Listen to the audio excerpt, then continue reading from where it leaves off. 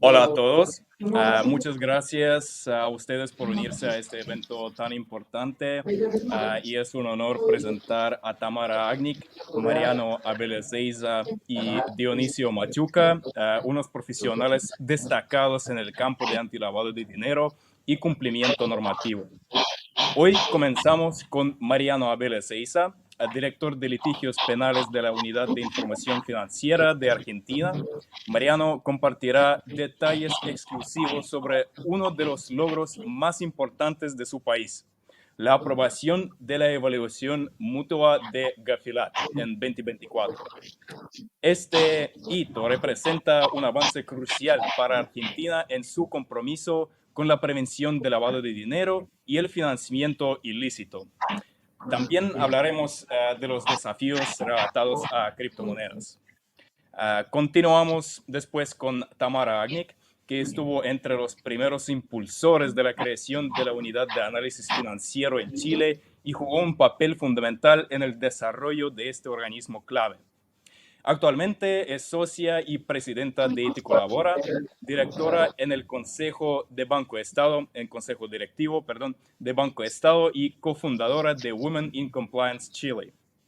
Además, participa activamente en organizaciones internacionales como Chapter Zero, Women Corporate Directors y el International Women Forum. En su presentación, Tamara compartirá valiosos conocimientos y perspectivas únicas. Las recomendamos escuchar a esta reconocida experta y aprovechar su experiencia para obtener insights cruciales en el ámbito de compliance.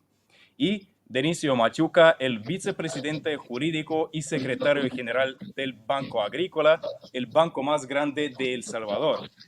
Su experiencia abarca un destacado rol como asesor legal principal del presidente de El Salvador, donde contribuyó a la aprobación de leyes clave en supervisión financiera, transparencia y contratos públicos. Dionisio nos presentará un caso práctico fascinante sobre cómo Banco Agrícola implementó el uso de Bitcoin y los desafíos de cumplimiento que enfrentaron con esta iniciativa. Entonces, aquí pueden ver la agenda completa de nuestro evento de hoy. Y entonces, ¿quiénes somos nosotros? El AML Certification Center es una comunidad global de profesionales en prevención de lavado de activos y un líder en capacitación y certificación en Europa por individuales y negocios también. Desarrollamos nuestros propios estándares globales en el campo del conocimiento en AML, basados en las mejores prácticas y los estándares internacionales en prevención de lavado de activos, aprovechando nuestra gran base de mejores expertos. Y, por favor, Félix también. Hola, ¿qué tal? Mucho gusto a todos. Gracias por unirse a este espacio. Mi nombre es Félix Canizales, yo soy socio de la firma Cofaisen Shirley.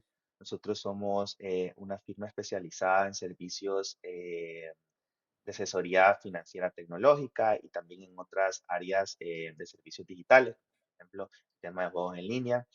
Nosotros somos una firma basada en Tallinn, Estonia, pero recientemente abrimos nuestra oficina acá en El Salvador, dada el ecosistema que existe actualmente en lo que respecta a activos digitales.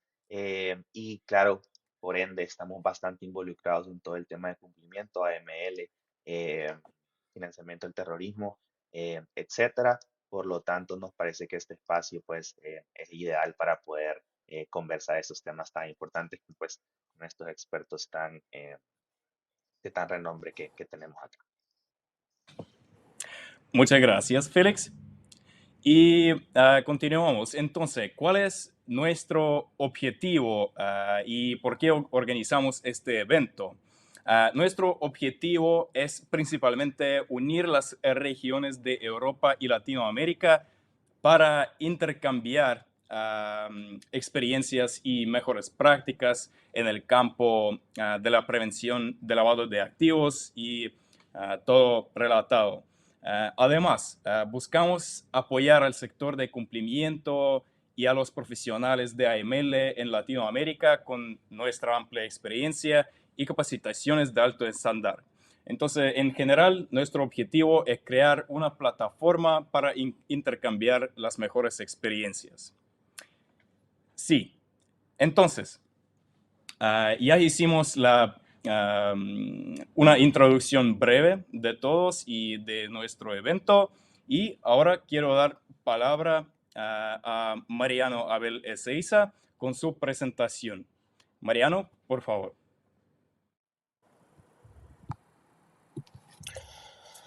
Bueno, muchas gracias, André, por la invitación, y a AML Certification Center también por el espacio. Para mí es un honor formar parte de este evento.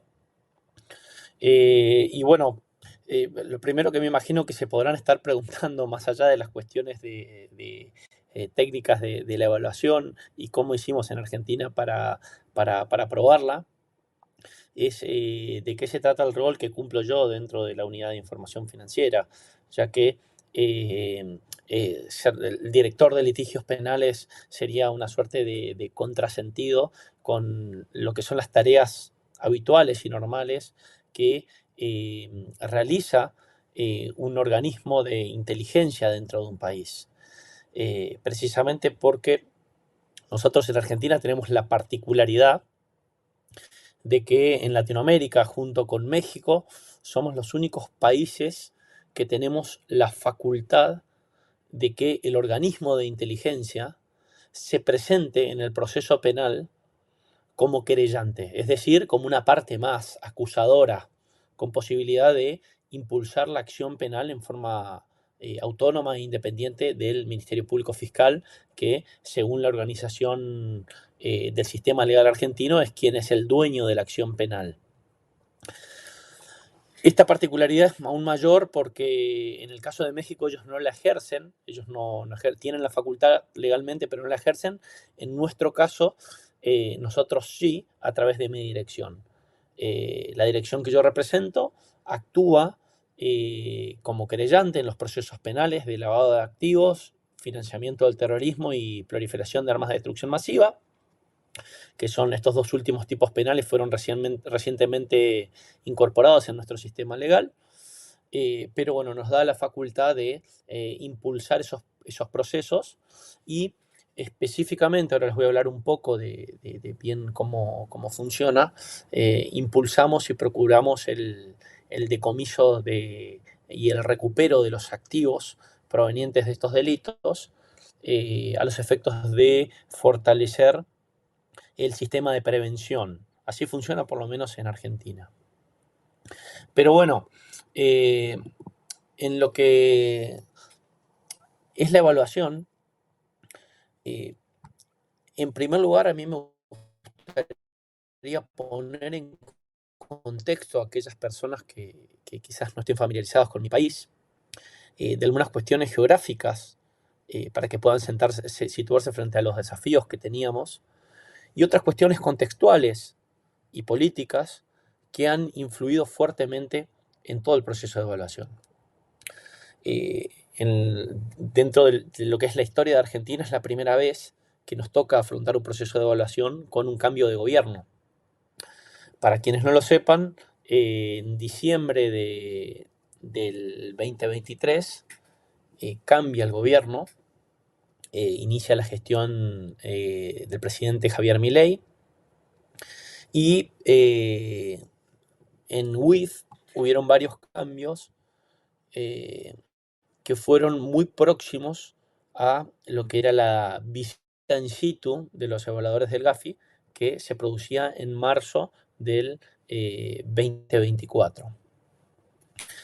De hecho, yo particularmente fui nombrado en febrero del 2024, y una semana antes de que llegue la visita in situ de los evaluadores, con un proceso que incluía muchas personas que venían trabajando en la Coordinación Nacional de la Evaluación ante el GAFI y que dejaron de estar con el cambio de administración, lo cual representó varios desafíos en términos de, primero, recopilación de toda la información necesaria para exponérsela a los evaluadores, y en segundo lugar, para poder llegar a cumplimentar con las exigencias que imponía el organismo internacional, solo para poder iniciar con el proceso de evaluación en términos de, bueno, intentar una aprobación. De hecho, Argentina en el año 2009 ya había sido evaluada, 2009-2010, y como producto de esa evaluación terminó ingresando en la lista gris de aquellos países no cumplidores, y por aquel momento se evaluaba solo lo que se denomina el cumplimiento técnico. Esto es el sistema normativo que hace al sistema de prevención, y que en un proceso que llevó aproximadamente unos 4 años, con una serie de reformas, se pudo agarrar y salir de la lista gris. En marzo de este año nos veíamos frente a un panorama muy similar, porque teníamos varias actividades que, según algunas recomendaciones del GAFI, por ejemplo la 22, vinculadas a las profesiones liberales, que debían estar incluidas como sujetos obligados frente al organismo de inteligencia, y no lo estaban por el 26 de marzo del año pasado, que toda la normativa que se iba a contemplar en términos de la evaluación iba a ser solo aquella que hubiera estado vigente en el ordenamiento antes de esa fecha. Con lo cual hubo que hacer un trabajo intenso con la articulación de distintos poderes del Estado, y sobre todo a nivel político, para conseguir la sanción de una ley que ya venía con media sanción por la Cámara de Diputados desde un año atrás, pero para poder estar vigente antes de esa fecha requería que se veten y se modifiquen algunos artículos que hacían más que nada a la organización y a la forma donde iba a estar ubicada el organismo. De hecho, el proyecto que venía con media sanción preveía que la UIF se ubique dentro de la órbita del Ministerio de Economía, y a partir del veto terminó quedando dentro de la órbita del Ministerio de Justicia, y también preveía una entrada en vigencia a los 40 días de su sanción, con lo cual si se sancionaba ya en los últimos días de febrero, con los 40 días no llegaba a estar en vigencia dentro del periodo evaluado, y automáticamente el país ni siquiera estaba en condiciones de, hablando en términos futbolísticos, como nos gusta decir en Argentina, no estaba ni siquiera en condiciones de salir a la cancha. ¿Y por qué digo en condiciones de salir a la cancha? Porque lo que se evaluó en esta cuarta ronda de evaluaciones no es solo el cumplimiento técnico, esto es el sistema normativo, sino la efectividad del mismo. De hecho, ahora de cara, nosotros nos venimos preparando para lo que es la quinta ronda de evaluaciones, que nos tocarán más o menos en 5 años aproximadamente a nosotros nuevamente. Nos venimos preparando porque ahí directamente es 100% la eficacia del enfoque basado en riesgos. Con lo cual, esta fue la primera dificultad con la cual nos encontramos nosotros dentro del proceso de evaluación. La segunda, no menos importante, es que el primer informe que recibimos con posterioridad a la visita in situ era bastante más leve que el segundo que recibimos a partir de las revisiones que se hicieron y las respuestas que se dieron. Con lo cual implicó que hasta cerca de la fecha del plenario, que se realizó en octubre del año pasado, estemos con la incertidumbre si realmente íbamos a llegar a poder cumplir con todos los estándares que nos exigía el organismo internacional para poder estar afuera de la lista gris. El resultado que todos conocen, que la Argentina no ingresó en esta lista, si bien es sumamente positivo para nosotros, lo cierto es que el informe, que ya se encuentra publicado y es accesible para quien quiera verlo, ha venido con una serie de recomendaciones, específicamente 72 recomendaciones, que van a implicar un año muy arduo de trabajo para poder cumplimentar, porque actualmente estamos en un proceso de revisión intensificada, con lo cual vamos a tener un seguimiento del cumplimiento de todas estas recomendaciones a lo largo de todo este año 2025. Yo en la charla de hoy me voy a enfocar específicamente en cuáles fueron los aspectos centrales de algunos temas que a nosotros nos costaron, por así decirlo, explicarle a los evaluadores cómo funcionaba nuestro sistema normativo y el por qué ciertos riesgos estaban evaluados en nuestra Evaluación Nacional de Riesgos, que es del año 2022, y por qué eran correctos en la forma en la cual los habíamos evaluado.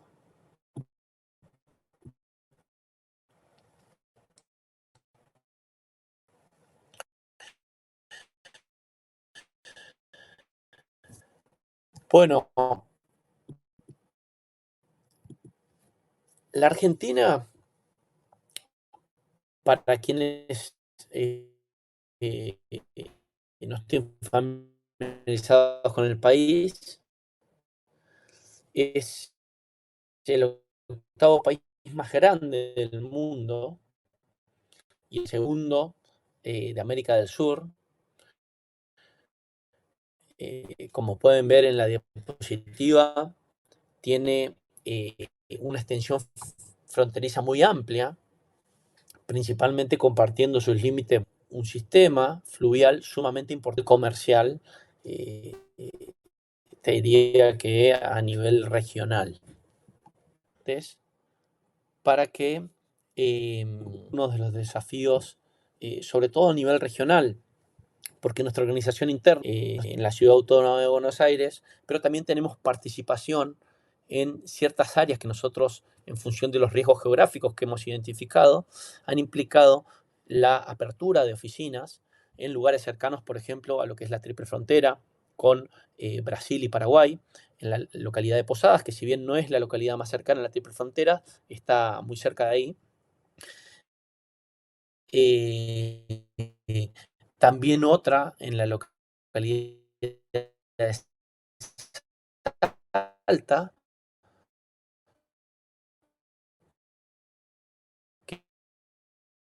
que abarca todo lo que es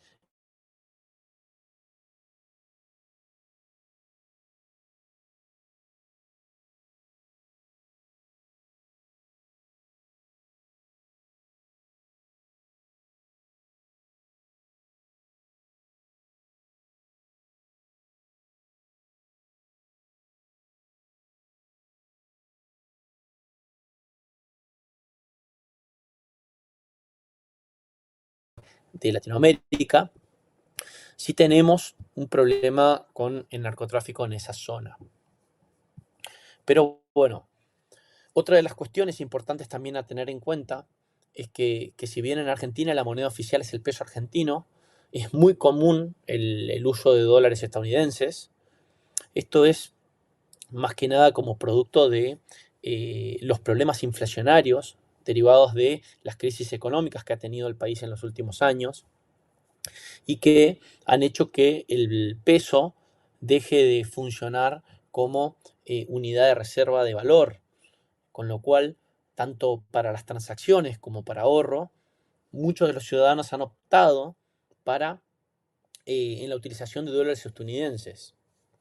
Esto ha derivado también que como producto de una economía informal de aproximadamente el 30%, quizás algo un poco más en alguna otra consultora, pero al menos en el informe es el porcentaje que toman, haya derivado en que varias personas migren en la utilización de otro tipo de medios de pago para las transacciones, sobre todo tendientes a generar cierta marginalidad frente a la dificultad del rastreo.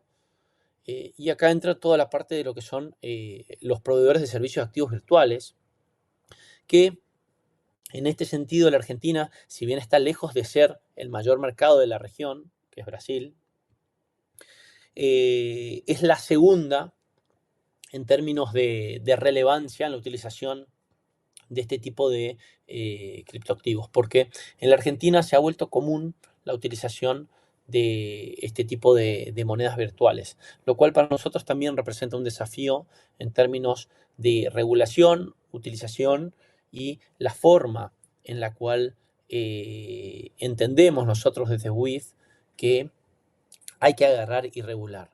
De hecho, nosotros no tenemos una regulación específica para lo que son los criptoactivos, sino que lo que regulamos son a los proveedores de servicios de activos virtuales, con normativa que es reciente, desde el año pasado, y que lo que tiende a hacer es que se empiece a implementar un enfoque basado en riesgos a través de ciertas medidas de vía de diligencia que se utilicen por ciertos operadores del sistema que nosotros hemos ido identificando en una serie de grupos entre aquellos quienes forman parte del sistema y con quienes tenemos muy buen vínculo y han manifestado su intención de cumplir y de actuar con transparencia, y otro tipo de actores que quizás no son los mejores cumplidores.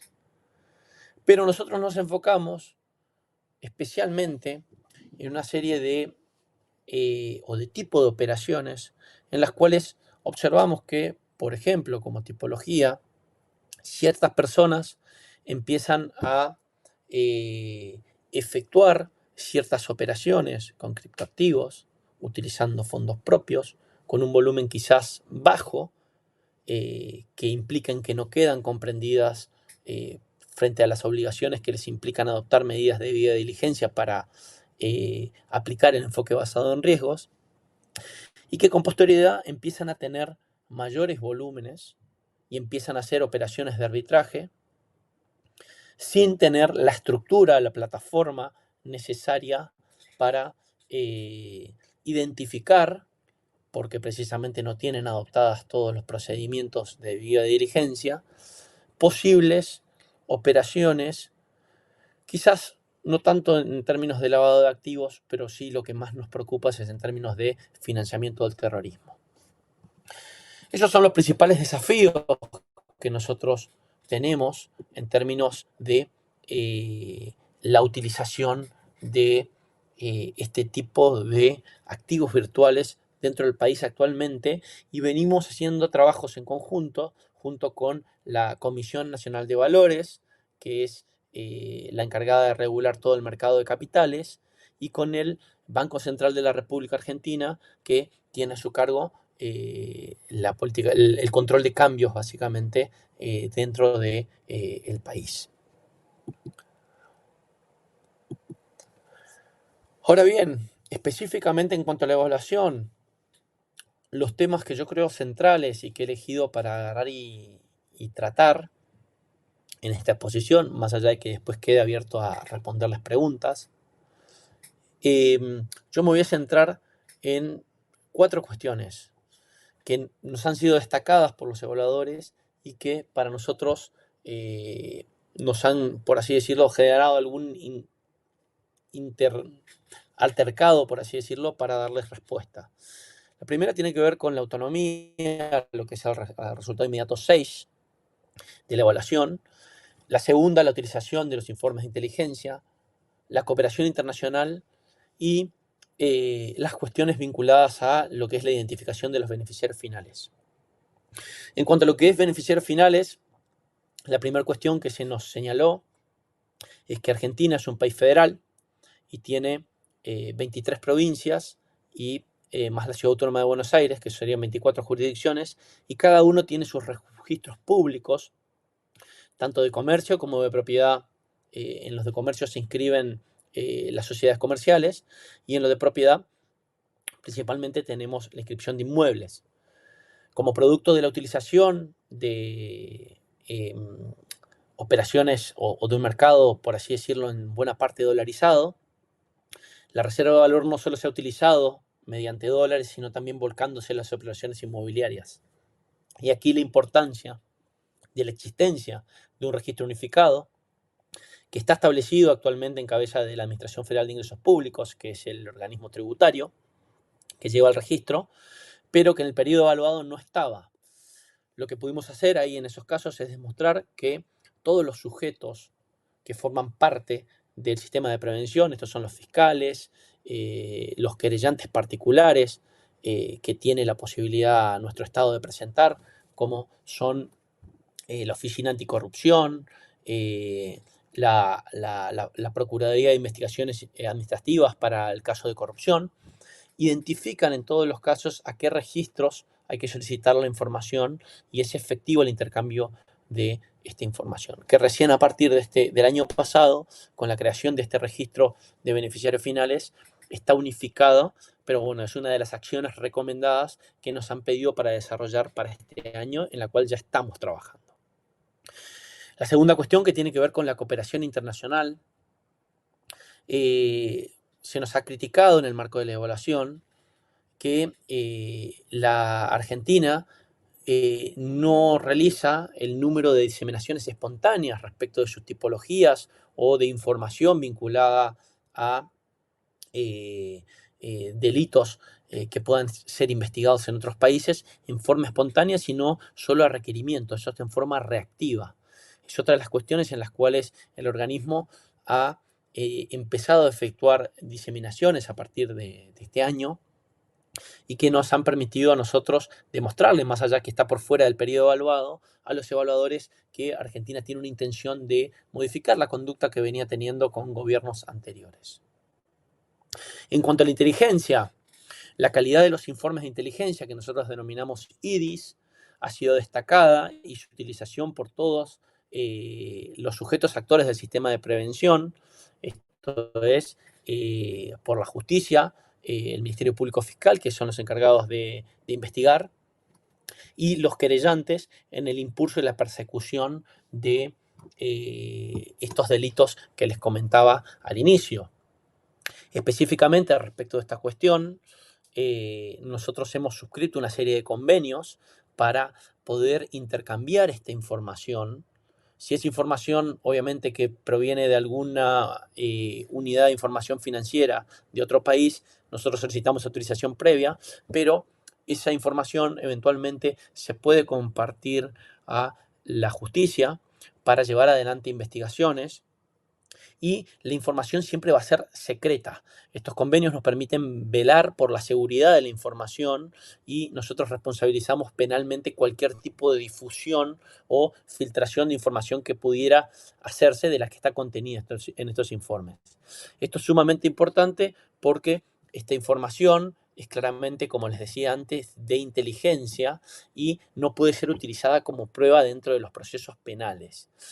En este sentido, es las principales críticas que ha tenido la Argentina, porque precisamente el organismo de inteligencia es quien se presenta como querellante, es decir, impulsa el proceso penal, pero a su vez tiene en su poder la información de inteligencia, lo cual sería un contrasentido. Bueno, la forma en la cual nosotros actuamos en estos casos es, si bien se obtiene la información de inteligencia, la fuente del reporte de operación sospechosa nunca se revela y se utiliza simplemente como un indicio para corroborar judicialmente esta medida de prueba que va a permitir, por lo menos, captar los activos que, por ejemplo, los criminales tengan en otros países o poder identificar ciertas tipologías o operaciones que después puedan ser acreditadas mediante prueba formal que respete las garantías constitucionales propias de nuestro sistema procesal. Ahora bien, ¿cuáles fueron los cuestionamientos que hemos tenido en el informe y a lo largo del proceso de evaluación? Porque una de las cuestiones que nos han planteado es que, y lo dice expresamente el informe, es que Argentina debe revisar o reevaluar su participación como querellante en términos de la unidad de información financiera. Bueno, en primer lugar, tiene que ver con lo que se identifica como interferencias políticas en la actuación del organismo. Han habido situaciones, sobre todo con cambio de gobiernos, en los cuales el organismo quizás haya adoptado distintas posturas en un mismo caso, contradictorias. Este incluso ha llegado a pedir la absolución de determinadas personas, lo cual ha generado para los evaluadores una alarma y un planteo si realmente el organismo de inteligencia tiene la independencia, la autonomía respecto del poder político como para poder tener esta participación dentro de los procesos penales. La forma en la que tuvimos de explicar estas circunstancias es que, si bien la UIF participa en casos de lavado, de financiamiento del terrorismo y de proliferación de armas de destrucción masiva, su participación siempre es accesoria, secundaria, no lo puede hacer en forma independiente, sino que también está el Ministerio Público Fiscal, quien es en definitiva quien tiene la última palabra respecto de el ejercicio y la vigencia de la acción penal en estos procesos.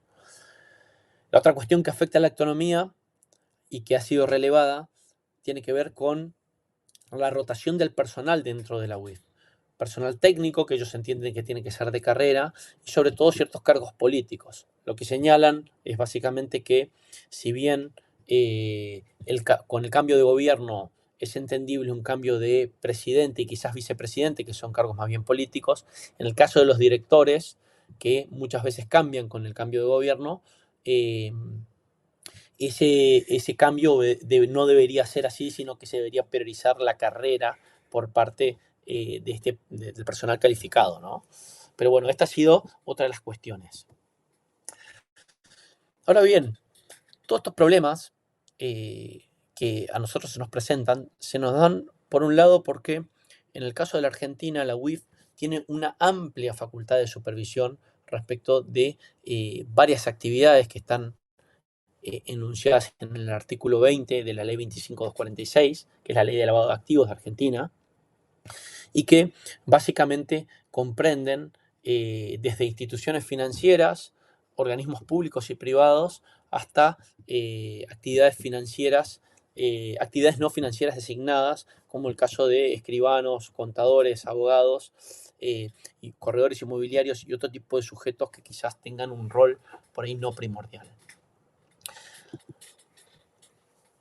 Es importante entender también que nosotros hemos adoptado, y acá lo van a ver en la fórmula que tiene el artículo 303 del Código Penal argentino, en el GAFI, que exige a los países miembros que adopten dentro de sus legislaciones no solo la tipología de lavado tendiente a la lucha contra el narcotráfico, sino que adopten un tipo penal que admita la mayor cantidad de números o de tipologías o de ilícitos precedentes que puedan ser determinantes del lavado de activos.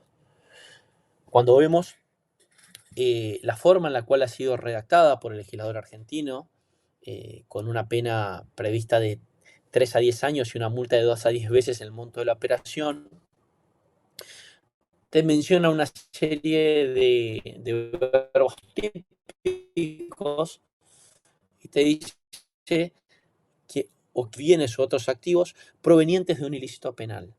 Lo que está diciendo es que a través de cualquier maniobra vos introduzcas o le des apariencia de ilicitud, introduciendo en el mercado bienes que provengan de un ilícito. Esto quiere decir que nosotros no tenemos un número cerrado de tipos penales que puedan admitir o puedan ser determinantes del lavado de activos. En Argentina, cualquier delito puede ser ilícito precedente para el lavado de activos. Nosotros tampoco tenemos la discusión entre si se trata de dinero sucio o si se trata de dinero negro, entendiendo al dinero sucio como aquel que provenga del tráfico de armas, trata de personas, comercialización de estupefacientes o cualquier otro tipo de los que son denominados delitos más graves, sino que también en los casos en los cuales el delito presupone una actividad lícita, que, por ejemplo, no haya tributado impuestos y no haya sido expuesta ante el Estado en Argentina, con lo cual torne ese dinero, como lo denomina alguna doctrina, dinero negro. Para nosotros esa discusión está superada y admitimos al delito fiscal como un delito precedente del lavado de activos. Tal es así que en nuestra Evaluación Nacional de Riesgos, uno de los principales indicadores o de riesgos identificados como lavado de activos está en primer lugar los delitos fiscales, en segundo lugar el narcotráfico, en tercer lugar el contrabando y en cuarto lugar la corrupción. Criticable o no, lo cierto es que una de las cuestiones que a nosotros nos han planteado en el marco del proceso de evaluación es el escaso número de condenas que tenemos por delitos fiscales. La explicación de esto tiene que ver con el número de amnistías que ha dictado nuestro Congreso, que es una cuestión propia de la legislación interna y que para los evaluadores, si bien está bien, pero no es discutible, que genera que eventualmente al amnistiarse el ilícito precedente, el ilícito fiscal, difícilmente pueda seguirse adelante con una maniobra de lavado de activos. Esta cuestión vinculada a las tipologías a nosotros nos ha generado otro inconveniente en términos de la evaluación, ya que para nosotros esta cuestión ha sido levantada por los evaluadores respecto del número de condenas que hemos agarrado y ido obteniendo. De hecho, en el proceso, en el periodo evaluado, se relevaron 300 condenados por lavado de activos, el periodo evaluado es 2019-2023, que ha sido considerado relativamente bajo en términos de la persecución y la eficacia de las penas.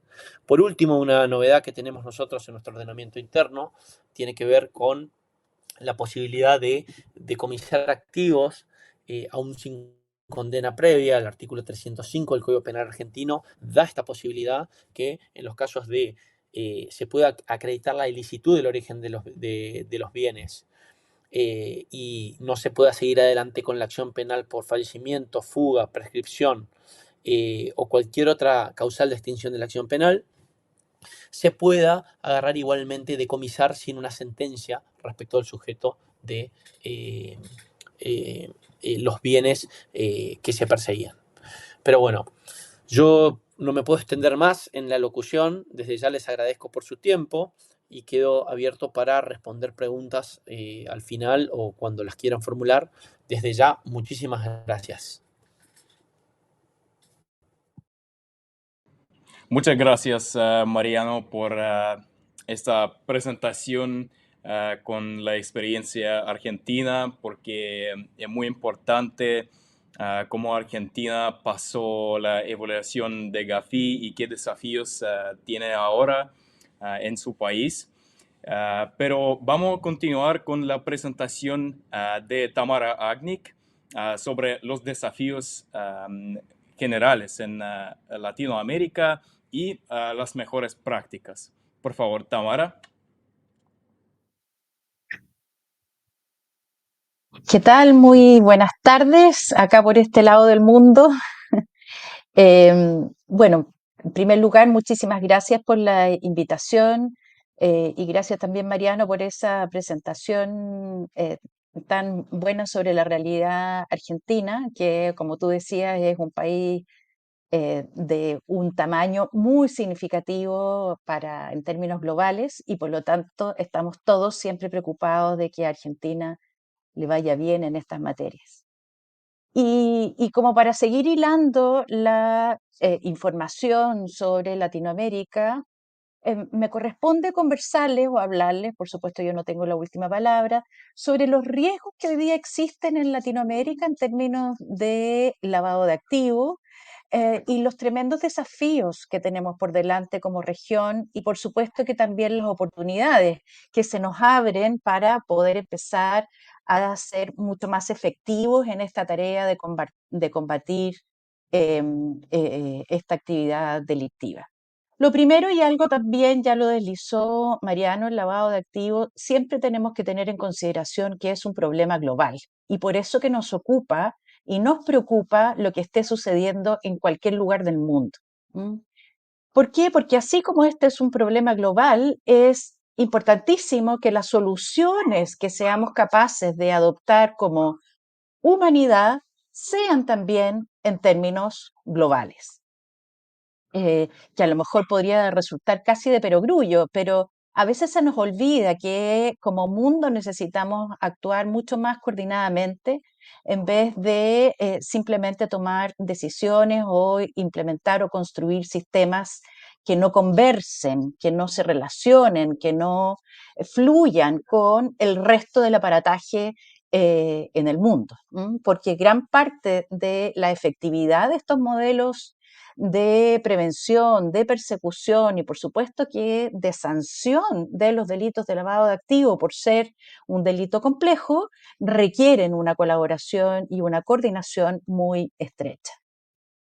Y aquí solamente como para ponerle un tamaño de por qué el mundo entero está preocupado de perseguir el lavado de activos, es porque no estamos hablando de poca cosa. Estamos hablando de una cantidad de dinero oscuro, negro, ilícito, proveniente de actividades delictivas, que es difícil ponerle cifras objetivas, porque por la naturaleza misma y legal del lavado no existe ninguna estadística económica o financiera exacta que lo cuantifique. Solamente podemos acceder a estimaciones aproximadas porque su magnitud. ¿Y eso por qué? Porque la, muchísimos flujos delictivos, lo más probable es que no seamos capaces nunca de identificar. ¿No? Y por eso tenemos que ceñirnos a esta estimación que el Fondo Monetario Internacional cada cierto tiempo nos recuerda y actualiza a esta estadística o esta orientación, que aproximadamente entre el 2 y el 5% del Producto Interno Bruto mundial estaría siendo lavado anualmente. Y aquí el tremendo desafío para los países es, por supuesto, tratar de estar más cerca del 2% que del 5%. Y el cómo enfrente esta tarea pasa precisamente por todas las acciones coordinadas que se puedan adoptar tanto internamente de cada país como en combinación con el resto, como ya se los mencionaba. Y solamente para poner en contexto de que independiente de que cómo en cada país esté tipificado el delito del lavado de activos en términos que nos ayuda a perseguir penalmente el delito, sí hay una descripción que es más bien de fenómeno del lavado de activos, que independiente cuál sea el origen de esos recursos y si un país ha sido o no capaz de establecer esa actividad delictiva como precedente, lo que nos mencionaba Mariano recién, en términos, por ejemplo, de los delitos fiscales. No todos los países tienen contemplado el delito fiscal como precedente de lavado, pero eso no significa que quien cometa delito fiscal no use esos dineros que son mal habidos para tratar de ocultarlos, disimular el origen, la naturaleza, la ubicación, la propiedad o control del dinero que han sido obtenidos ilegalmente. ¿Mm?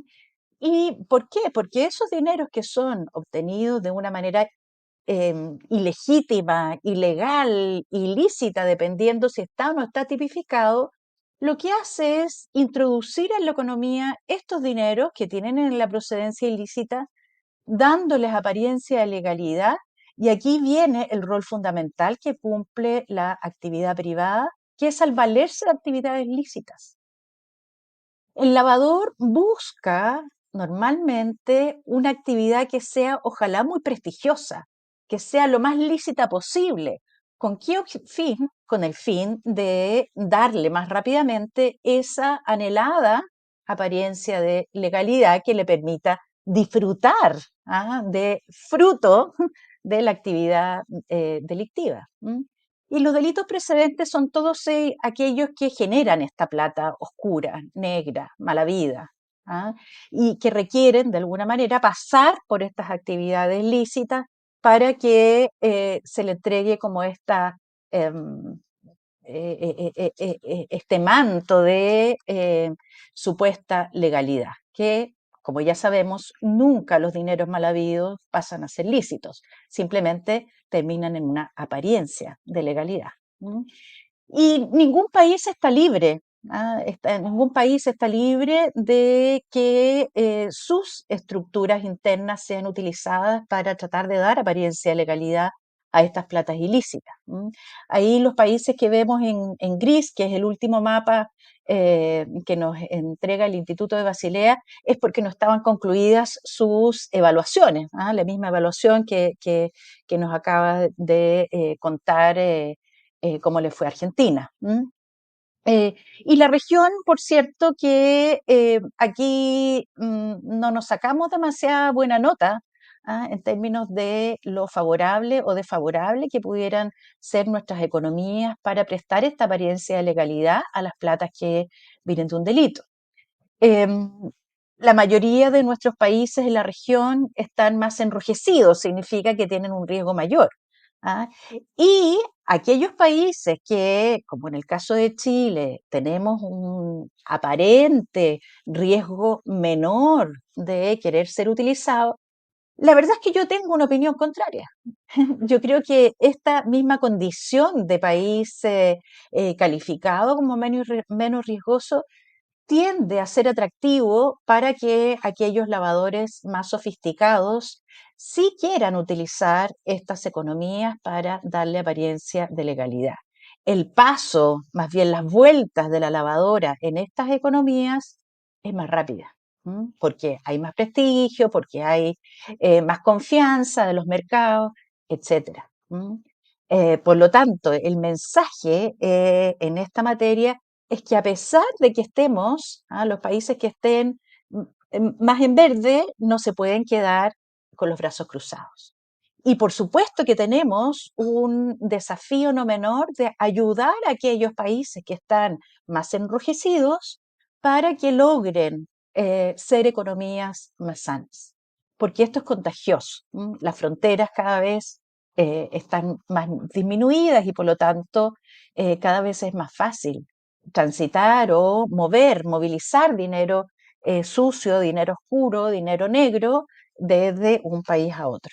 Y fíjense que nuestra región, y aquí no se escapa ninguno, porque los países que también tienen una baja percepción de este riesgo, em, también hay que preguntarse algunas cosas o algunos factores que los hacen ser atractivos. Por ejemplo, hoy día en Latinoamérica somos reconocidos o tenemos abundancia de recursos naturales, como petróleo. Bueno, en Chile no hay petróleo, pero sí en la región. Minerales, en Chile sí lo tenemos, y productos agrícolas. Tenemos todavía grandes extensiones de tierra donde es posible obtener productos agrícolas que son tan escasos en otras latitudes más desarrolladas. Y eso hace muy atractivo para los inversionistas extranjeros de querer venir a nuestra región a invertir. Y eso está muy bien. Eso es muy deseable porque esa inversión internacional, esa inversión extranjera, es lo que permite tener una palanca para el desarrollo económico interno. Tenemos también mercados emergentes con alto potencial de crecimiento económico que eh, son un atractivo nuevamente para esos inversionistas honestos. Pero así como es un atractivo para el inversionista honesto, y aquí déjenme darles una mala noticia, también todas estas características son muy atractivas para ese inversionista deshonesto que pretende utilizar estos sectores económicos para darle apariencia de legalidad. Por lo tanto, la responsabilidad es doble. Aquí tenemos atractivos y atractivos varios como crecimiento de las fintech, por ejemplo, la adopción de criptoactivos o criptomonedas, que son razones que, por ejemplo, algunos inversionistas buscan para resguardarse de la inflación. ¿Ah? Y eso está muy bien, y es muy lícito, y es muy legítimo, pero tampoco podemos ser ciegos frente a los riesgos que estas actividades tienen. No significa que para poder combatir el lavado de activos vamos a ponerle cortapisa a la actividad empresarial, todo lo contrario. Tenemos que alentar la actividad empresarial, pero con los resguardos debidos para que no sean utilizados con fines, digamos, ilegítimos. En nuestra región hay vulnerabilidades, hay amenazas, hay riesgos que no podemos desconocer. Estos mismos sectores de recursos naturales que son muy atractivos para los inversionistas, la otra cara de la moneda es que tiene poca regulación, o regulaciones menos estrictas, ¿ah? Que, de nuevo, los inversionistas, los capitalistas extranjeros, se les hace atractivo, pero también a los lavadores. Entonces, nunca perder esta perspectiva de que cuando hay algo atractivo, también hay riesgos de por medio. El uso de la fintech, por supuesto, Es muy deseable que los países evolucionen en términos de utilización de tecnología para facilitarle la vida a los seres humanos, pero muy consciente de los riesgos que llevan aparejado todas estas nuevas actividades. Los lavadores, por ejemplo, y es lo que les mencionaba hace un ratito, pueden querer utilizar estas jurisdicciones que son más estables, como Chile, como Uruguay, como puntos de entrada a mercados financieros globales, como puntos de entrada para ir más rápidamente a Argentina, Perú, Bolivia, Colombia, El Salvador, Costa Rica, etc. Entonces, esto nuevamente pone de relieve la necesidad de actuar de manera colaborativa y coordinada. Y algunas de las características locales que, a mi juicio, hacen que estas vulnerabilidades también estén bastante más profundas es el uso extendido del efectivo por la informalidad de ciertos sectores. No es que en la informalidad se vaya a lavar plata, porque la informalidad no permite ocultar, pero sí permite movilizar de un lugar a otro. Recuerden que los lavadores buscan siempre sectores legítimos para dar apariencia de legalidad. Y ninguna novedad de que la presencia del crimen organizado en nuestra región está mucho más extendido.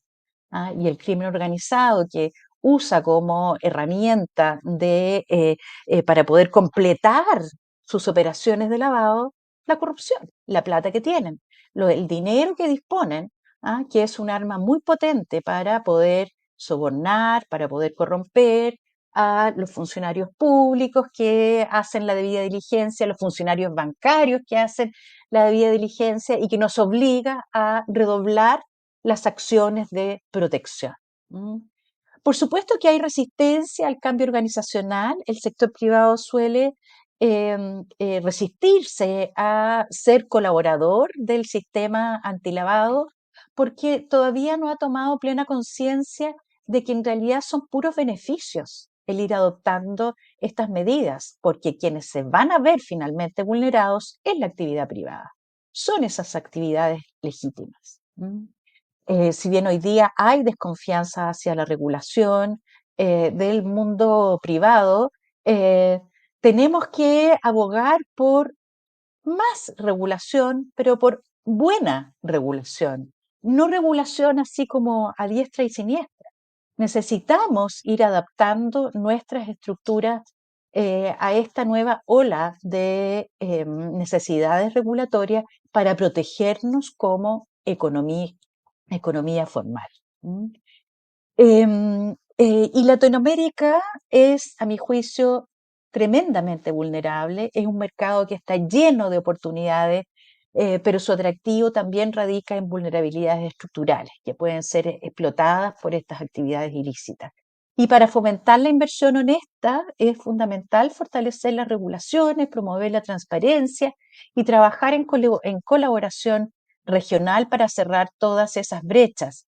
Y por supuesto que estas acciones o esto se mitiga con mucha prevención. Siempre va a tener un rol preponderante en la actividad de persecución penal, pero es clave la prevención y la prevención se materializa donde se le da esta apariencia de legalidad, es decir, en las empresas. Y los estándares que tenemos que tener a la vista, ya también nos contó Mariano las dificultades que hay para adaptar estos estándares internacionales, pero tenemos que ser creativos para adaptar estos estándares internacionales contenidos en las 40 recomendaciones del Grupo de Acción Financiera a nuestras propias realidades, a nuestras propias culturas. No hacer simplemente un copy-paste, porque eso no nos funciona. No nos funciona porque funcionamos distintos, porque tenemos realidades culturales distintas, tenemos riesgos diferentes, pero teniendo en vista estos estándares, tenemos que ser capaces de adaptar nuestro propio sistema antilavado considerando los pilares esenciales.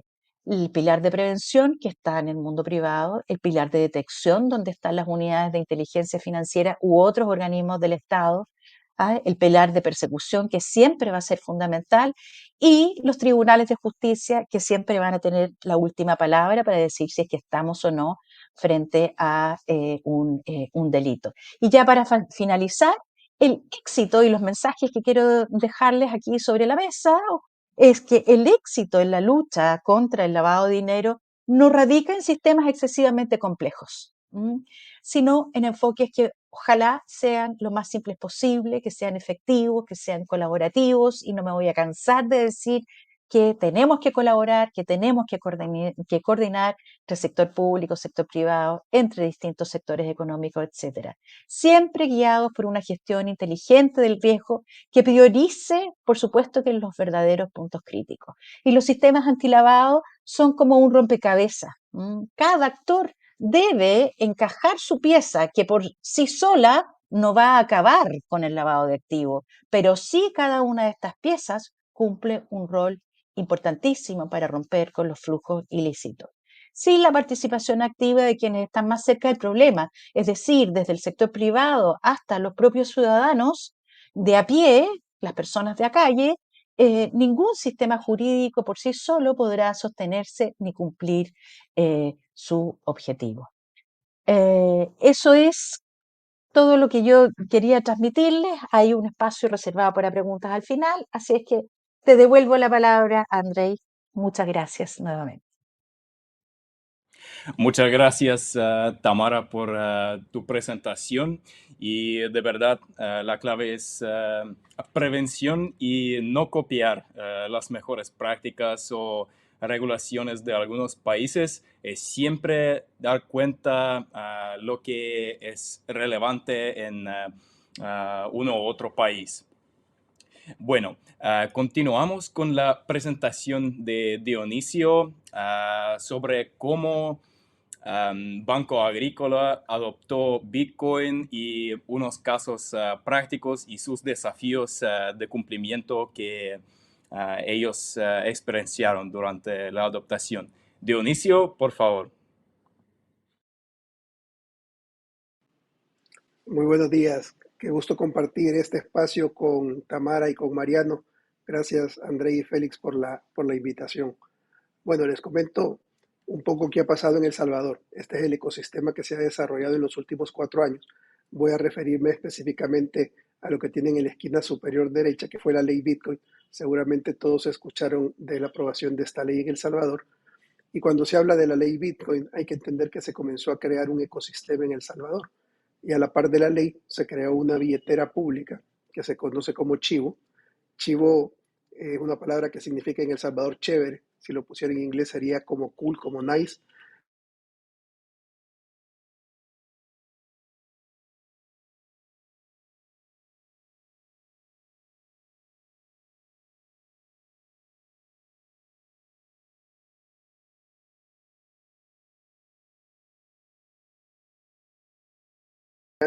De que El Salvador iba a adoptar el Bitcoin como moneda de curso legal. Llegó el día martes de la siguiente semana y se estaba presentando el proyecto en la Asamblea Legislativa y pues esa misma noche, ya en la madrugada, junio 9, se aprueba la ley Bitcoin y se publicaba en el diario oficial ese mismo día, dando inicio, digamos, a esta nueva etapa en El Salvador. ¿Qué decía en su momento el presidente Bukele sobre las razones para la aprobación del Bitcoin? Pues bueno, hablaba sobre la posibilidad de incremento del Producto Interno Bruto, que 100% de las inversiones de Bitcoin se hicieran en El Salvador, pues crecería de manera importante nuestro Producto Interno Bruto.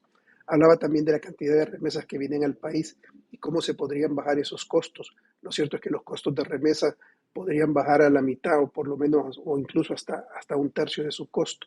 Y por supuesto el tema de inclusión financiera. Se hablaba de que el 70% de las personas no tenían una cuenta bancaria y esta era una posibilidad real de inclusión. Para darles algún número, pues se mencionaba ya a menos de 120 días de entrada en vigencia esta ley y de haberse lanzado esta billetera digital Chivo, que 4 millones de usuarios tenían ya su cuenta, de una población de 6.5 millones. Este número llegó a como 4.3 millones en mayo del 2022, el segundo piso, de tal manera que cuando estamos operando con la billetera Chivo, a pesar de haber una obligación de recibir pagos en Bitcoin, se puede elegir que finalmente ese pago sea convertido a dólares y recibir los dólares en nuestra cuenta. Les explico un poco más adelante cómo. Este mecanismo de conversión fue un mecanismo muy importante para dar tranquilidad a la población, para eliminar los riesgos de la volatilidad y para facilitar el hacer uso de este nuevo sistema. De cara al mercado, la regla era muy clara. Todos los agentes económicos, es decir, prácticamente cualquier mayor de 16 años de edad que tuviese una actividad económica, estaba obligado a recibir pagos en Bitcoin.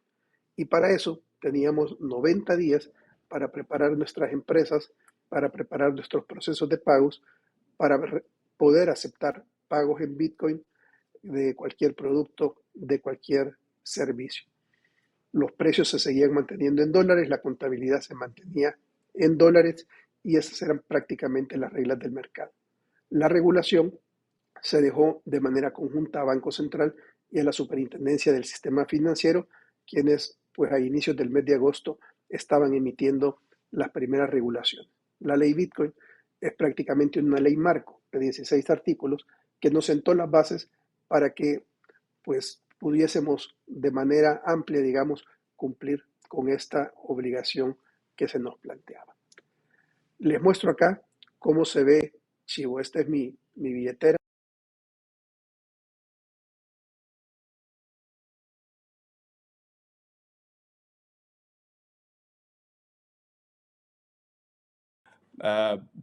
Perdón, tenemos algunos problemitas con la conexión de Dionisio.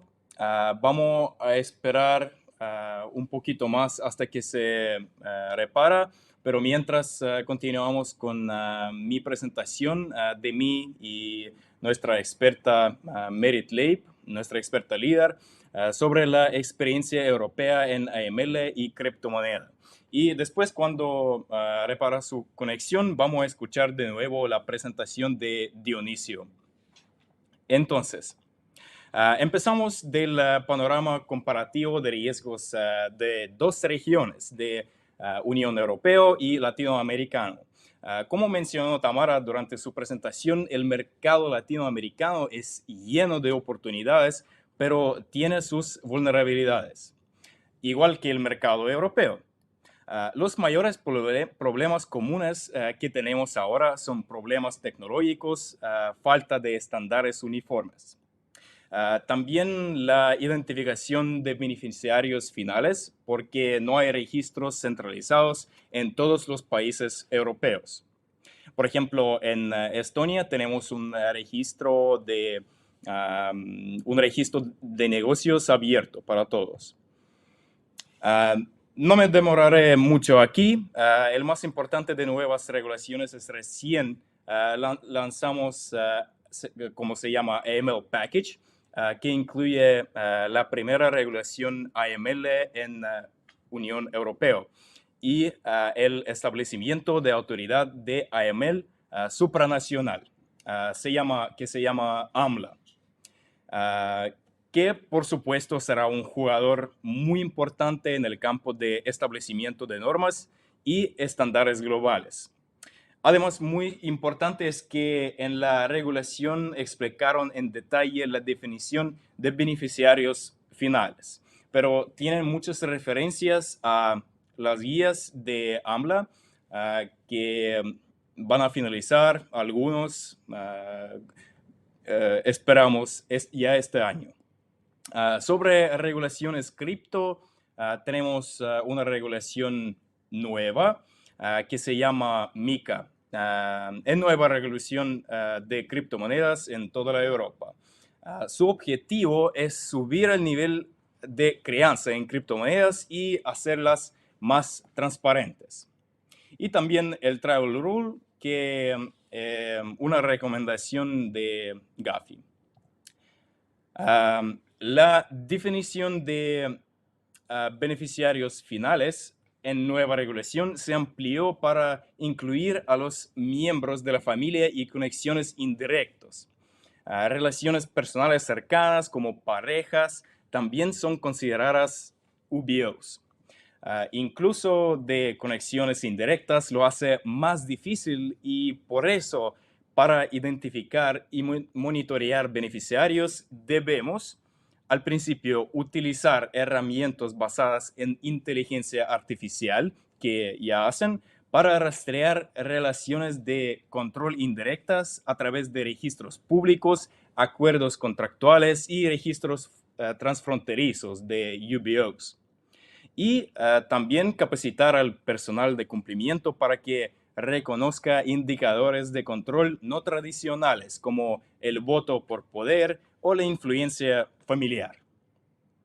Y hay un ejemplo pequeño como de un caso de influencia indirecta, de una conexión indirecta, como por ejemplo un director nominal en un país europeo que actúe bajo las instrucciones de un UBO suizo ahora debe revelar esta relación indirecta, incluso si el UBO se encuentra fuera de la Unión Europea. Entonces, la influencia indirecta debe ser considerada al identificar beneficiarios finales porque permite a una persona ejercer control significativo sobre una entidad sin ser propietaria formal. Influencia indirecta puede manifestarse a través de, por ejemplo, estructuras intermedias como propiedad de acciones o participación en la empresa a través de otras entidades o personas. Y también derechos contractuales y relaciones personales o familiares.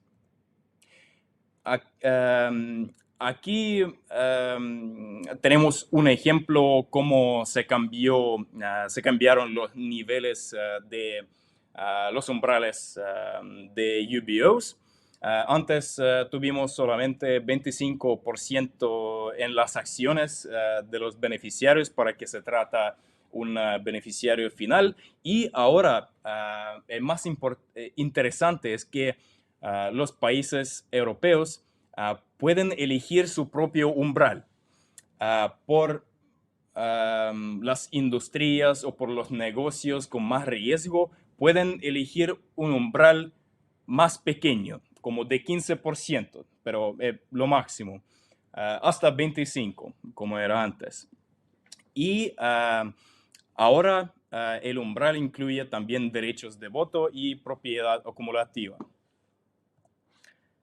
Entonces, aquí hay más mejores prácticas para identificar los beneficiarios y esas prácticas incluyen, al principio, los datos de los UBOs deben actualizarse anualmente o en una manera regular o de manera inmediata ante cambios significativos, por ejemplo, fusiones o adquisiciones.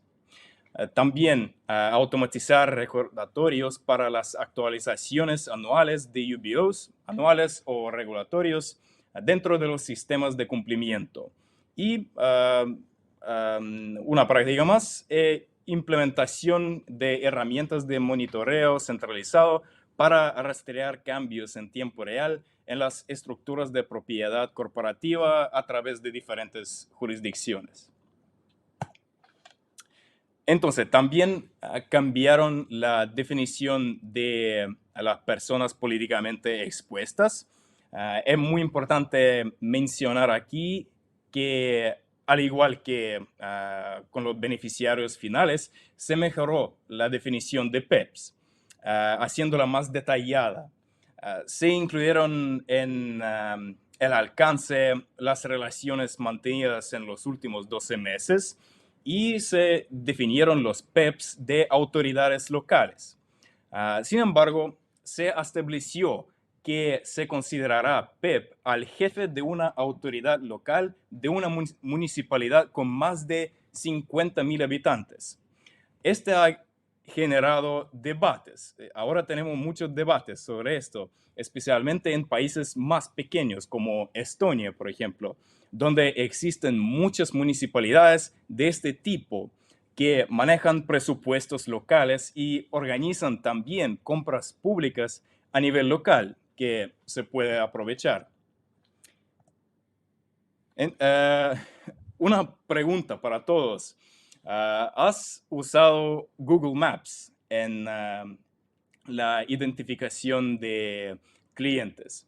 Es muy interesante y también se puede usar en identificación y verificación de los propietarios últimos para identificar la ubicación, para verificarla, o también para ver las conexiones con otros negocios. Entonces, aquí ahora quería destacar algunos avances clave en cómo Europa y específicamente Estonia está liderando el camino en la gestión de registros de UBOs. En primer lugar, Europa ha logrado un progreso significativo al conectar registros nacionales de beneficiarios finales, lo que permite a los reguladores acceder a datos en tiempo real. Estonia, como parte de la Asociación Europea de Registros Mercantiles, o EBRA, ha facilitado una verificación fluida entre jurisdicciones, lo que hace que el proceso sea más eficiente. Además, Estonia ha implementado, aquí hay ejemplos solamente de Estonia porque uno de los países los más avanzados en este campo. Y entonces ha implementado un sistema avanzado de puntuación de riesgos con el apoyo de algoritmos impulsados por inteligencia artificial, por supuesto.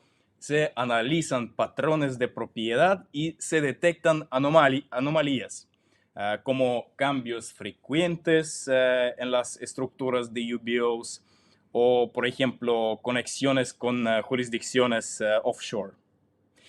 Otro aspecto innovador es el uso de tecnología blockchain en proyectos piloto. Estos registros basados en blockchain garantizan la integridad y trazabilidad de los datos, lo que resulta fundamental para que los reguladores puedan investigar estructuras corporativas complejas. Y por lo último, el sistema de puntuación de riesgos de Estonia evalúa a los UBOs considerando factores clave como riesgos jurisdiccionales, como jurisdicciones con nivel de riesgo más alto, afiliaciones históricas con entidades señaladas a la complejidad de las jerarquías de propiedad. Sí, entonces ahora vamos a hablar un poquito de la regulación MiCA y por qué es una regulación muy innovadora en el campo de antilavado de dinero también. Un punto muy importante de la regulación MiCA es evaluación de terceros. Considerando que los negocios de criptomoneda tienen muchos proveedores de diferentes servicios, como de depositarios hasta proveedores de tecnologías AML. Es muy importante evaluar el nivel de riesgo de cada proveedor. ¿Y cuáles categorías de riesgo deben evaluar? Al principio deben evaluar riesgos estratégicos, también riesgos de lavado de dinero y riesgos reputacionales y también, por supuesto, riesgos tecnológicos y de ciberseguridad. Las mejores prácticas para evaluar los terceros incluyen adoptación de analítica de blockchain, por ejemplo, la aplicación de la segregación de activos y supervisión de las reservas obligatorias en tiempo real. Eso es lo que usan ya ahora. Y, por ejemplo, la unidad de investigación financiera de Estonia colabora con unas empresas privadas de análisis para supervisar el cumplimiento de terceros. Ahora veremos los factores clave que debemos evaluar según las categorías de riesgo que debemos evaluar al trabajar con terceros en la prevención del lavado de dinero. Estos factores son esenciales para identificar riesgos y proteger nuestras operaciones. Primero, debemos revisar si el personal del tercero está capacitado en prevención de lavado de dinero o otros campos relatados. También debemos verificar si tienen un oficial de cumplimiento, un equipo y procesos claros para gestionar alertas de transacciones sospechosas y otros procedimientos. Un personal mal preparado puede ser un punto muy débil y con mucho riesgo. El sector del tercero también influye en el riesgo. Por ejemplo, los sectores como casinos, servicios financieros o bienes de lujo son más vulnerables. Y también debemos analizar si la estructura del negocio incluye sociedades, pantalla o cadenas de subcontracción que puedan ocultar fondos ilícitos. Es clave entender quiénes son los clientes del tercero. Por ejemplo, si atiendan a PEPs, personas políticamente expuestas, a clientes de alto riesgo o de jurisdicciones sancionadas. Además, su ubicación geográfica es crítica. Países con altos niveles de corrupción o sistemas legales débiles incrementan el riesgo. Jurisdicciones identificadas por el GAFI o en listas de sanciones también deben evaluarse. Esto impacta el riesgo reputacional también. Tenemos que ver el historial del tercero. Por ejemplo, pregúntase, ¿han estado relacionados con actividades ilícitas o aparecen en listas negras como OFAC? También consultar reportes de prensa o análisis independientes nos ayudará a evaluar su reputación. La seguridad de los sistemas es también crítica. Tienen medidas para proteger datos sensibles y evitar ciberataques. Sistemas obsoletos o controles de acceso deficientes pueden ser una gran vulnerabilidad. También ahora exploraremos cómo algunos países europeos están integrando factores ESG, ambientales, sociales y de gobernanza, en el cumplimiento de AML, enfocándose en la sostenibilidad dentro de las cadenas de suministro. En el aspecto ambiental, por ejemplo, sectores como minería y petróleo presentan mayores riesgos de lavado de dinero, especialmente en jurisdicciones con regulaciones débiles. Evaluar su impacto ambiental ayuda a detectar actividades ilícitas como minería no regulada o proyectos ilegales. En el ámbito social, negocios vinculados a abusos laborales, por ejemplo, o tráfico de personas o otras actividades ilícitas, son usados para lavar dinero. Las auditorías sociales en las cadenas de suministro permiten identificar y mitigar estos riesgos desde el principio. Y por último, en gobernanza, empresas con estructuras opacas son un canal ideal para fondos ilícitos. Exigir transparencia y buenas prácticas facilita la detección de irregularidades y reduce riesgos. Bueno, y por fin, ahora revisemos algunas prácticas generales. Al principio, para construir una cultura sólida de cumplimiento, el liderazgo debe marcar el tono desde la cima, o tone from the top, como se llama en inglés. Esto significa que los líderes no solo deben respaldar las políticas de AML, sino demostrarlo activamente. Incluir AML como un tema fijo en las reuniones, por ejemplo, incluso si es un breve informe, envía un mensaje claro. El cumplimiento es una prioridad estratégica, no solo un requisito operativo. Un aspecto clave es hacer énfasis en la responsabilidad personal. Cada miembro del equipo debe entender que su papel es fundamental para prevenir el lavado de dinero. Cuando las personas asumen la responsabilidad de sus tareas, no solo siguen las reglas, sino que también actúan con más compromiso y cuidado. Otro punto esencial es enfocarse en el por qué.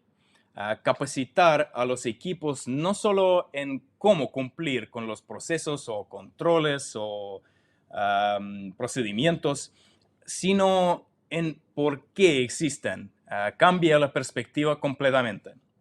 Cuando las personas entienden el propósito detrás de las políticas, pueden contribuir activamente a mejorarlas y adaptarlas según las necesidades.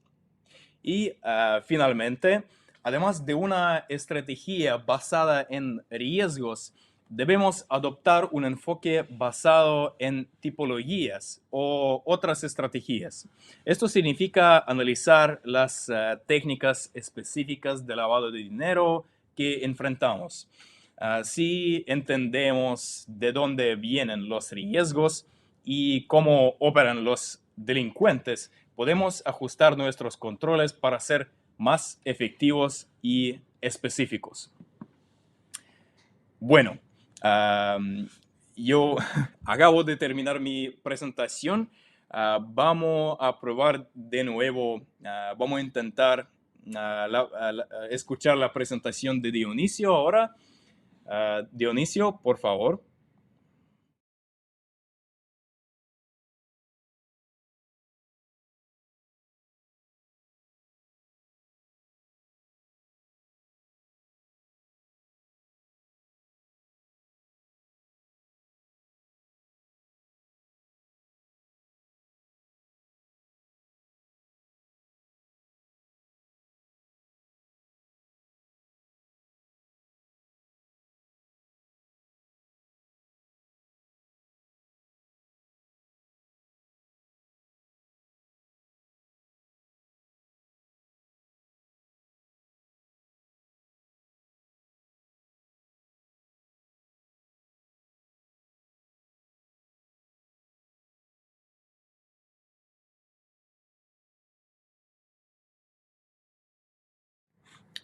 Bueno, se parece que Dionisio todavía tiene unos problemas con su conexión de internet y por eso vamos a continuar con la sección de preguntas y respuestas de que hablaba antes.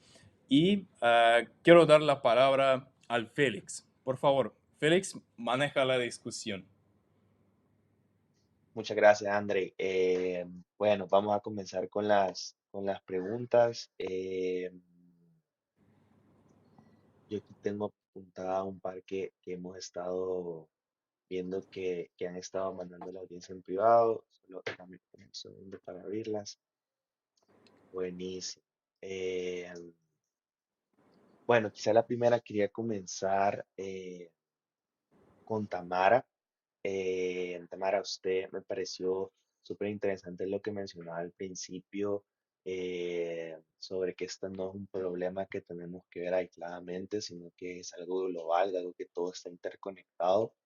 Pero al mismo tiempo esto muestra un desafío que los países y tanto los países como las instituciones involucradas tienen que afrontar. Entonces, quizá mi pregunta va enfocada a esto, ¿qué recomendación pudiera dar usted para hacer que este desafío de globalización y de interconexión en todo el mundo eh, se pueda afrontar de una mejor manera en un contexto de lavado de dinero?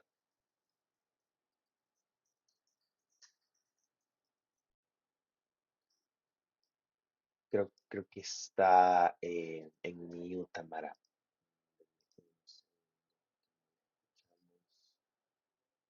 O no sé si solo soy yo.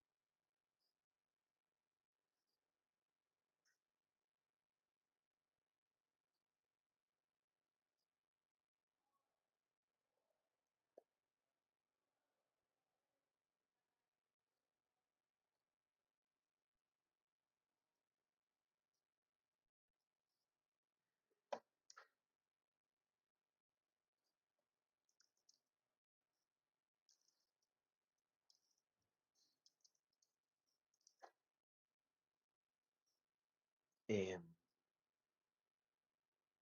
Denos un segundito, por favor, para ver cómo podemos solucionar esto.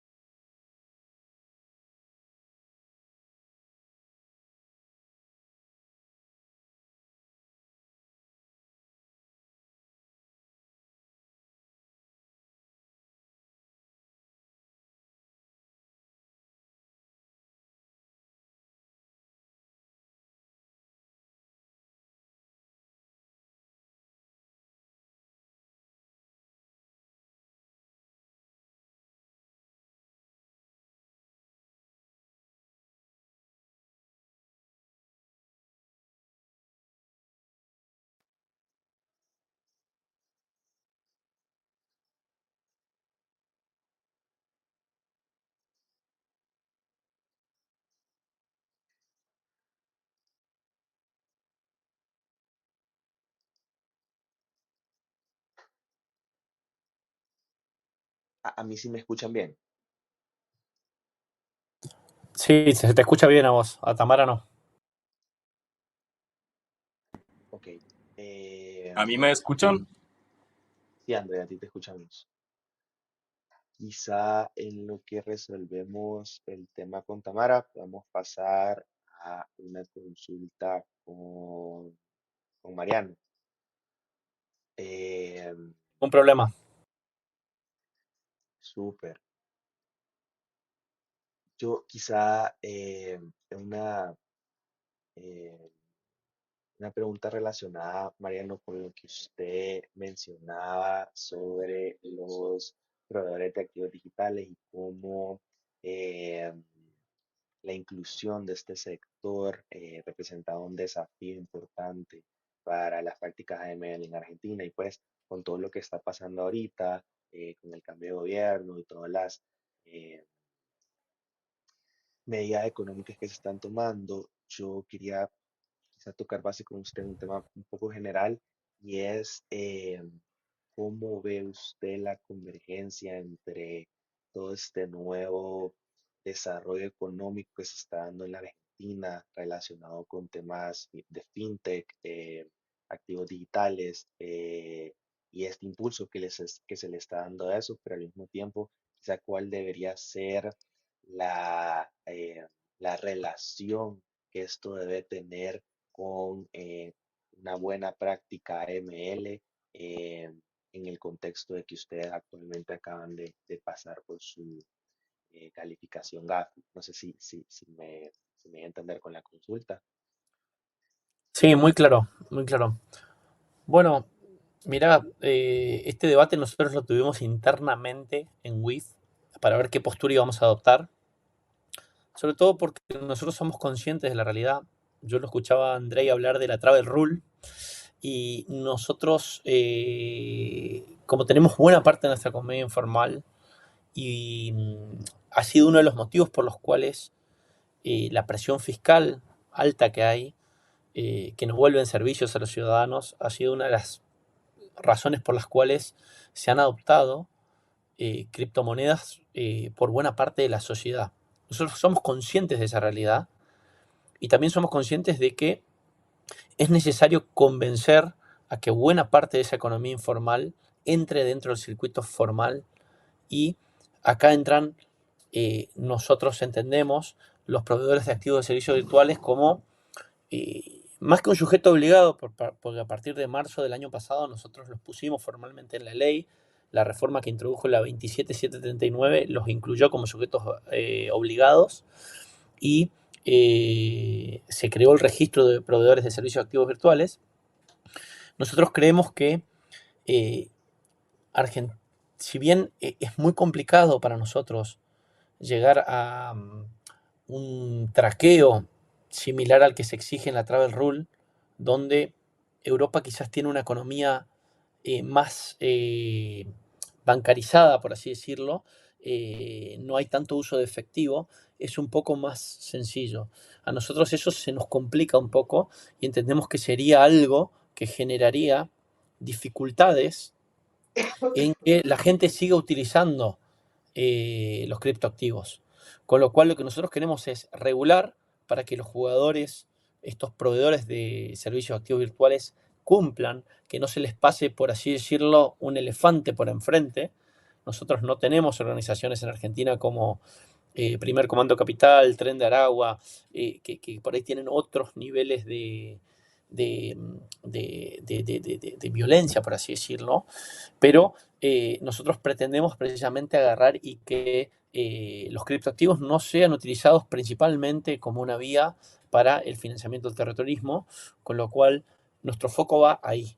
Entonces decimos, si sobre regulamos, vamos a generar el efecto opuesto y somos conscientes de que tenemos limitaciones en cuanto a las posibilidades de tener un control súper amplio y súper exhaustivo. Entonces, en esa línea, no sé si respondo tu pregunta, pero esa es por lo menos la postura que tenemos en Argentina. Concretamente, si a alguien le interesa profundizar el tema, la normativa que hay dictada del año pasado respecto a este tema está por un lado la ley 27739, que es la que incluye como sujetos obligados y crea el registro de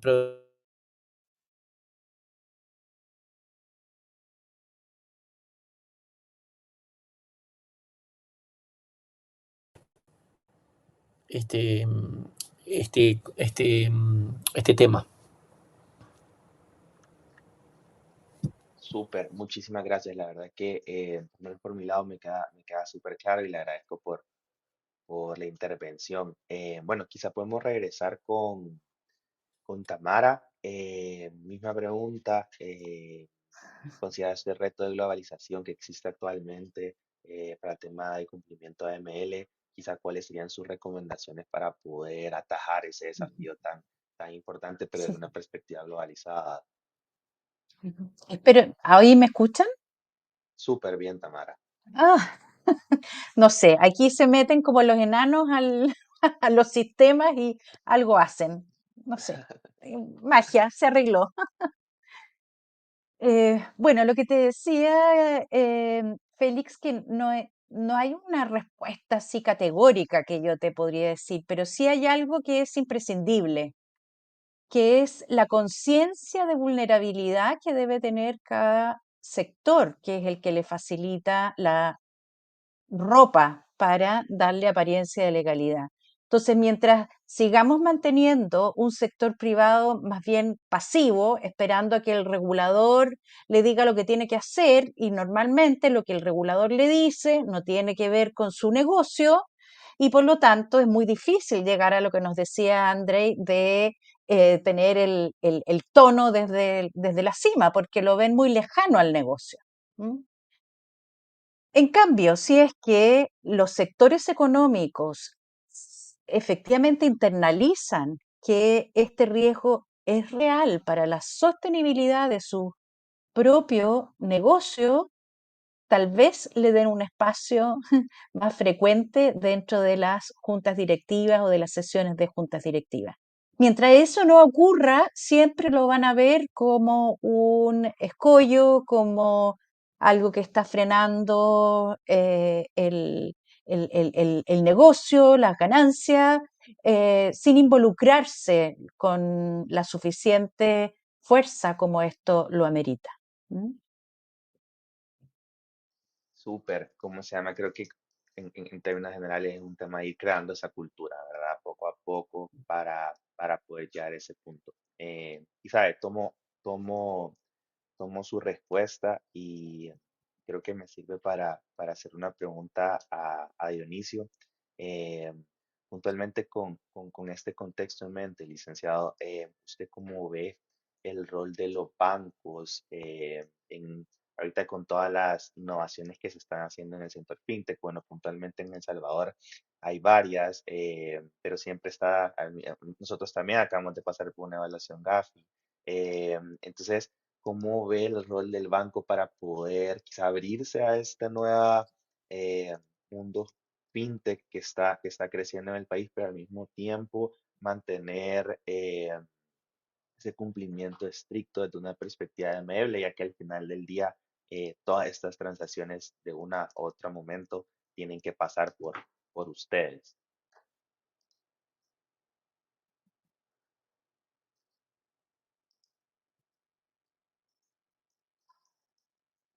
Creo que justo perdimos a Dionisio ahorita, pero regresamos cuando él regrese con esa pregunta. Y para mientras, André, si querés, te, te, te pregunto a ti.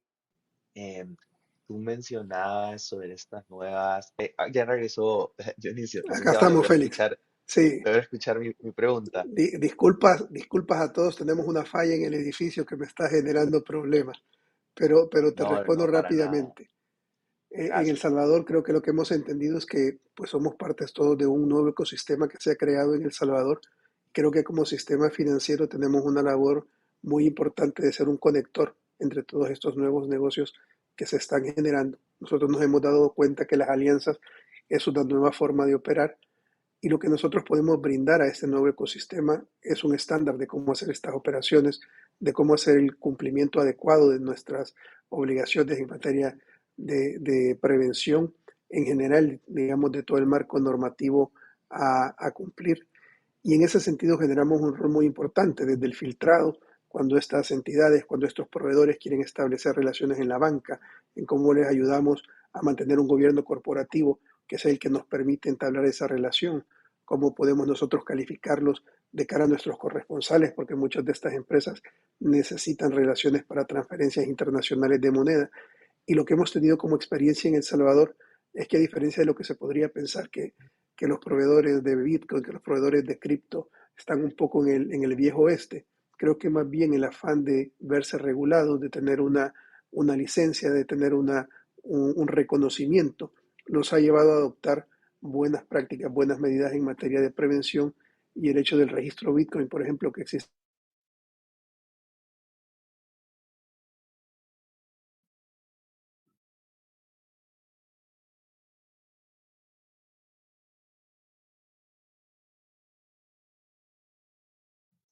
Le Se nos damos un volvió a ir. minuto a Dionisio. Sí, se nos fue. Le damos un minutito. Si lo logramos terminar el final de la respuesta y si no, igual pasamos con André. Eh, Igual, André, en lo que regresa a Dionisio, si quieres te puedo plantear la pregunta. Básicamente son dos. La primera es, considerando estos cambios regulatorios que están pasando en Europa, ¿tú cómo ves el efecto de eso para las empresas financieras en Europa, por un lado? Quizá el otro, que nos atañe más para este fórum, es cómo crees que esto puede afectar a Latinoamérica. ¿Cómo crees que estos cambios que están pasando en Europa pueden venir a tener un efecto acá? Y si querés, ya tenemos de regreso a Dionisio. Licenciado, por favor, puede terminar su respuesta. Gracias. Creo que lo que tenemos es una integración a un nuevo ecosistema.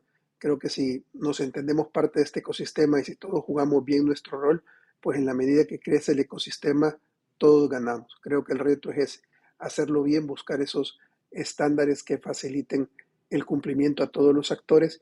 Y creo que Banking as a Service es uno de los elementos que van a ser más desarrolladores en este ecosistema. Digamos que como banco, buena parte de nuestro rol son todos los servicios que necesitan la fintech, todos los servicios que están necesitando los proveedores de activos digitales o los proveedores Bitcoin. Y si nosotros podemos estar a la base de esos servicios con una debida base de prevención de lavado, de cumplimiento, creo que es uno de los mayores aportes que podemos hacer a este crecimiento del ecosistema. Totalmente de acuerdo, licenciado. Le agradezco mucho la respuesta. Quizás solo por los que me escuchaban de la audiencia, igual para que usted tenga el contexto. La pregunta que le hacía a André es una pregunta compuesta. La primera es cómo ve el efecto que van a tener estos cambios regulatorios en Europa, tanto MiCA como las actualizaciones en tema de lavado de dinero para las empresas y en general los sujetos obligados en Europa. Esa es la primera parte. Y la segunda es cómo cree que este cambio regulatorio afecte también el mercado en Latinoamérica. Entonces, nada, André, te dejo el micrófono. Sí, bueno, claramente la regulación MiCA tiene mucho impacto a las empresas de criptomoneda en Europa y especialmente en términos del costo, cómo mantener este cumplimiento normativo con la regulación MiCA y por eso respondiéndote a la segunda pregunta, cómo impacta el mercado latinoamericano, es que unas empresas europeas entran en el mercado latinoamericano y especialmente El Salvador, por ejemplo, porque el costo del cumplimiento es más bajo ahí. Pero unas empresas que quieren todavía estar bajo de regulación MiCA para, no sé, debe ser por su reputación, porque tienen reputación más alta. Si una empresa está licenciada por un gobierno europeo y también aquí tenemos diferentes niveles de reputación entre los países. Por ejemplo, obtener una licencia de criptomoneda en Estonia es muy respetuoso en este campo.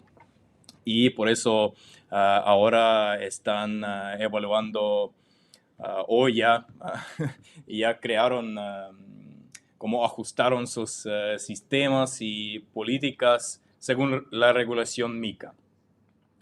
Además, cómo nuevas regulaciones, además de MiCA, pueden impactar el mercado latinoamericano, es como yo ya mencioné durante mi presentación, que establecemos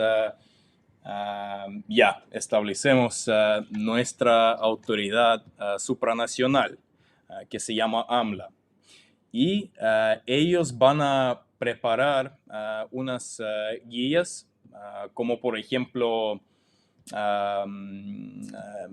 por el tema de identificación de personas, por el tema de monitoreo de las transacciones. Van a preparar guías y esos guías pueden ser también como un estándar más detallado de los que tiene el Gafi. Sí, y entonces este puede impactar el establecimiento de los estándares globales también. Eso. Súper, André. Ahí me queda súper claro.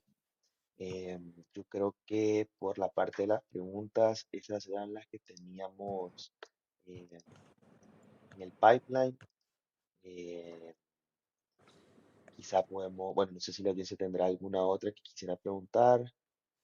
Hay una pregunta de José. Eh, Creo que no habla para nadie específico, así que la voy a dejar en el aire y quizás si alguno puede tomarla sería súper bueno. Y básicamente dice, ¿cómo evaluar la influencia actual de los grupos criminales y los carteles en el sistema financiero de América Latina? ¿Y qué tan importante es el papel de los carteles en disuadir a los países europeos de invertir en América Latina? Eh, Quizá esta pregunta nos pudiera ayudar, se me ocurre, nos puede dar Mariano, eh, pero si alguien más quiere intervenir a la orden. ¿Qué tal? ¿Cómo estás? Mirá, nosotros yo creo que un poco lo mencioné, nosotros no tenemos carteles como si se pudiera utilizar algún tipo de analogía a ese término que no es propio de Argentina, eh, pero no tenemos organizaciones criminales estables que incluso tengan influencia nacional. En el lugar que tenemos más complicado, por así en términos de narcotráfico, que es Rosario, hay pequeñas bandas a nivel familiar que ni siquiera tienen el control total de una ciudad sola. Y estamos hablando de ciudades no muy grandes. Con lo cual no podríamos hablar de carteles en Argentina. Hemos tenido algunos casos, como ya les digo, que ciudadanos por ahí de organizaciones criminales de otros países han tratado de venir a Argentina, pero más que nada para eludir la acción de la justicia en otros países, y que algunos han terminado siendo detenidos. Casos que hemos tenido en la ciudad de Córdoba, por ejemplo, pero específicamente nosotros carteles no tenemos. Por ahí la problemática que tenemos nosotros es otra, que no por eso sea distinta. Tenemos problemáticas con la informalidad, con las fronteras amplias, pero por suerte todavía ese tipo de crimen organizado no lo tenemos. Comprendo. Desconozco en otros No, países cómo es la situación. no, buenísimo, gracias por el contexto y quizá podemos cerrar esta pregunta con la última que hace José y es si estos problemas de crimen organizado en general, quizá quitémosle el nombre cartel, eh, crean duda a la hora de invertir en la región latinoamericana. No sé cuál es tu perspectiva sobre eso, André, estando en Europa, pues y siendo europeo. ¿Nos puedes comentar de eso? Bueno, como ya mencionó Mariano, estos problemas no existen en todos los países latinoamericanos, especialmente en Argentina, en Chile también. No hay carteles. Tamara, por favor, confírmeme esto. Incipiente, incipiente. Pero sí, yo creo que el creer que no hay es ya un riesgo. Entonces tenemos que actuar siempre como si pudieran llegar mañana, Exacto. porque son silenciosos, son muy silenciosos. Entonces, en la medida que más prevención podemos poner en los distintos sectores económicos, no van a perder su atractivo para el inversionista externo si es que están muy apegados y conscientes de establecer los sistemas que ahuyenten la posibilidad de usar esas estructuras jurídicas para lavar dinero. Sí, completamente. Ujú, Como las carteles, así como antes en las 70s, 80s o 90s, ya mm, no existen en este nivel como antes. Sí, puede ser, hay algunos grupos de criminales que todavía am, pueden ganar dinero de los ah, de diferentes ah, de diferentes crímenes, puede decir, ujú. pero no en este nivel como antes. Y por eso no creo que es un problema por los inversores europeos. Pero más las cuestiones de infraestructura, puede ser Ujú. las cuestiones de política en general y todo esto. Creo que es más relevante ahora. Súper. Muchas gracias, André, y Tamara, por la intervención. Eh, Creo que son las últimas preguntas que tenemos porque la siguiente era para Dionisio, pero Dionisio no está conectado. Finalmente se cayó su conexión. Entonces, creo que las podemos dar por concluidas. Sí, bueno, ah, muchas gracias a todos por su tiempo. Lamentablemente Dionisio no alcanzó ah, a hablar sobre cómo Banco Agrícola implementó el Bitcoin en sus operaciones. Por eso hay que hacer un evento más con su presentación. Muchas gracias, Mariano. Muchas gracias, Tamara, por sus experiencias y las presentaciones tan interesantes y muy prácticas también. Esto es lo que valoramos mucho, práctica. Y los puntos clave que tengo que mencionar, por supuesto, son la prevención, es un clave, cultura de cumplimiento y también, bueno que dijiste durante mi pregunta, es que crear que algo no existe no es eficiente, no es bueno. Bueno, muchas gracias a todos, muchas gracias Félix por moderar la sesión de preguntas y respuestas y que tengan un día muy grande. No, muchas gracias y gracias también a todos por toda la audiencia por asistir. Valoramos mucho el tiempo y la disponibilidad. Cuídense. Bueno, muchas gracias Félix y Andrei. Un gusto formar parte de la actividad y a disposición para lo que necesiten. Muchas gracias. Mismo, muchas gracias. Chao, Muchas chao. gracias. Adiós. Cuídense. Adiós.